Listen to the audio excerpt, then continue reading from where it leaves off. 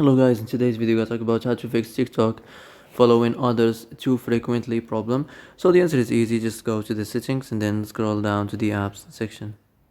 And then go to the search and search TikTok. Next go to the storage and here you will find this clear cache option, click on it. Now you can go check it if it worked, and if it didn't you can try to restart your phone or turn the Wi-Fi off and on, or the Bluetooth or the airplane mode.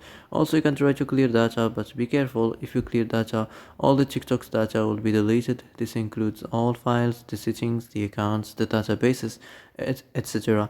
So be careful if you wanna clear your data.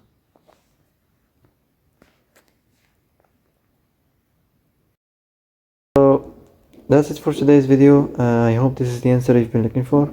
If you like this video, don't forget to like and subscribe, and see you in the next video.